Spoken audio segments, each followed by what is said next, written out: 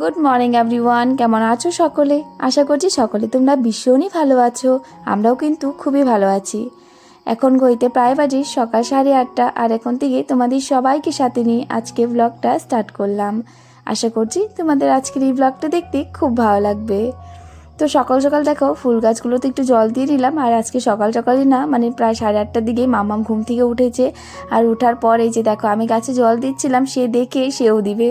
তো তারপর দেখো জলটা তো দেওয়া হলো, এই যে ফুল লেগেছে না, তো সেটা বলছে আমি ছিঁড়বো। বললাম না, ছিঁড়তে হবে না। তো ওখানে দাঁড়িয়ে একটু নাটক করলো, তারপর ও চলে গেছে আর দাদু ভাইয়ের কাছে। আর আমিও চলে আসলাম রান্নাঘরে। এখানে দেখো আজকে না আমি যে বকফুলের বড়া করছি, সেই দিন নার্সারি থেকে নিয়ে এসেছিলাম। তো তারপর আর বড়া করাই হয়নি। তারপর দিন তো সুদ্দির ঘরে চলে গিয়েছিলাম, আর কালকেও হয়নি করা। তো ভাবলাম আজকে সকাল সকালই করিনি, আর পিসিও এসেছে, তো সবাই আমরা খাবো মিলেমিশে। তো এখানে কয়েকটাই বড়া করছি, মানে তেমন একটা মানে ফুল ছিল না, কিন্তু সবারই হয়ে যাবে। তো এখানে বেগুন আর এই যে বকফুলের বড়া করছি আর ডাল করব। তো এই যে দেখো সকালে তো ডাল রান্না হয়ে গেছে। আজকে না একটু দেরি হয়েছে উঠতে, আর ওঠার পর একদম তাড়াহুড়ো করে কাজ করেছি। আর সকালের বাসি কাজ তো সেই মাই সেরে নিয়েছিল। আগে এই বকফুলের বড়া আমার একদমই ভালো লাগতো না, একটু তেতো তেতো লাগতো, সেই কারণে খেতাম না। কিন্তু এখন আমার বেশ ভালোই লাগে, আর গরম গরম খেতে কিন্তু আরও ভালো লাগে। আর ডাল আর এই বড়া আমার বেস্ট কম্বিনেশন লাগে, যে কোনোই হোক বড়া না কেন আমার ভীষণ ভালো লাগে। তো যাই হোক দেখো এই যে আজকে সেটাই আর কি আমার পছন্দ মতোই রান্না করে নিলাম। আর এই যে দেখো এখানে এই যে আজকে মাছ রাখা হয়েছে, তো বাটা মাছ রাখা হয়েছিল, একটা বড় মাছ রাখা হয়েছিল। তারপর আমিও খেয়ে দিয়ে মামামকেও খাইয়ে দাইয়ে এই যে দেখো স্কুলে নিয়ে চলে আসলাম। আর আজকে অনেকটাই দেরি হয়ে গেছিলো, সেই কারণে পিড়পিড়িতে উঠে চলে আসলাম।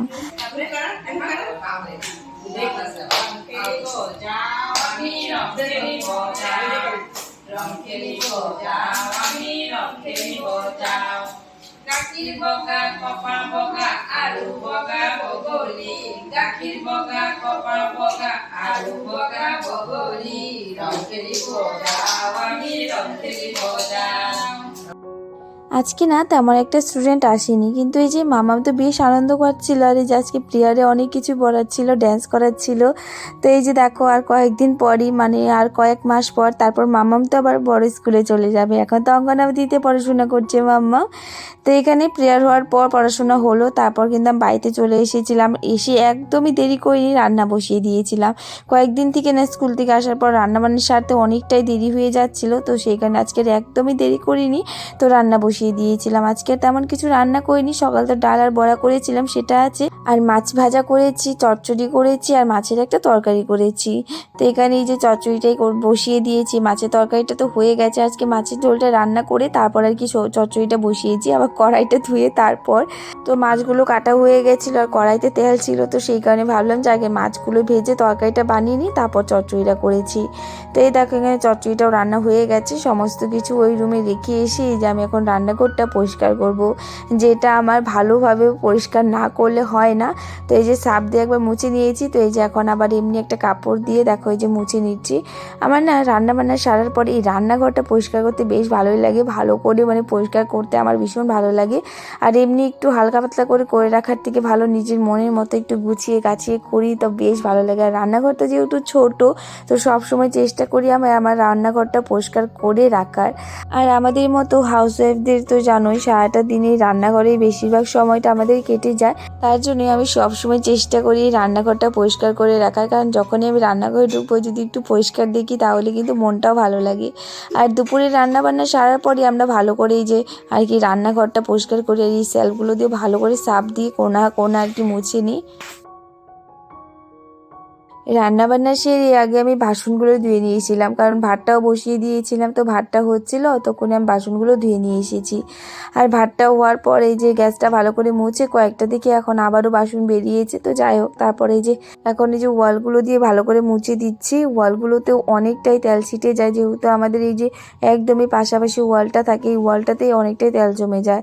আর এই যে দেখতেই পাচ্ছ জালটা, এতে তো আরও জমে যায়। দু একদিন পর পরই আমি উঠিয়ে দিই তেল, মানে মাঝখানে কয়েকদিন আমি উঠাতে পারিনি, তো অনেক দিন মানে পরে উঠিয়েছি, অনেক দেখি তেল জমে গিয়েছিল।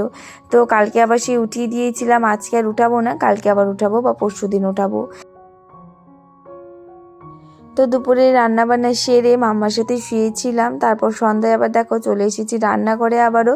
এখন করছি হলো চা। তো এই যে এখানে বাবা পিসিমা সবার জন্য আর কি বানিয়ে নিয়েছে, আর আজকে আমিও চা খাবো কারণ বাবা কচুরি এনেছে। তো পিসি যখন এসেছিল তখন তো কিছু নিয়ে আসেনি, তো পিসি নাকি আজকে বাবাকে টাকা দিয়েছে কিছু নিয়ে আসার জন্য। তো বাবা আবার সেই কচুরি নিয়ে এসেছে, তো সন্ধ্যায় আবার কচুরি দিয়ে মুড়ি দিয়ে আমরা চা খাবো এখন। তো মুড়িটা তো মাস্ট আমাদের ঘরে বেশিরভাগই চলতেই থাকে, আর আমার যতই যা হোক না কেন চায়ের সাথে একটু মুড়ি না হলে ভালো লাগে না। আমি চায়ের সাথে মুড়ি খেতে ভীষণ ভালোবাসি, আর আমি এমনিও মুড়ি খেতে ভালোবাসি। তো দেখো এখানে যে মা বাবা সবার জন্যই কিন্তু আমি চা বেরিয়ে নিয়েছি। এখন টিভি রুমে যাব, চা খাবো আর টিভি দেখবো। তো চলো আমরা চাটা এখন খেয়ে নিই। তো রাত্রি এখন প্রায় 9:30 বাজে। তো এই যে দেখো বরমশাই চলে এসেছি, আর মামাকে কিন্তু রাত্রির খাওয়াটা খাইয়ে দিয়েছি। আর এই যে এখন ওর বাবা চলে এসেছে, না এখন ওর বাবার সাথেই খেলা করবে। তো চলো আজকে ব্লগটাও কিন্তু আমি এখানে এন্ড করলাম। তোমাদের আজকের এই ছোট্ট মোট্ট ব্লগটা কেমন লেগেছে কমেন্ট করে বলো। যদি ভালো লেগে থাকে একটু সাপোর্ট করো আর একটু ভালোবাসা দেখিও। তো চলো আজকের জন্য টাটা, রাধে রাধে, বাই।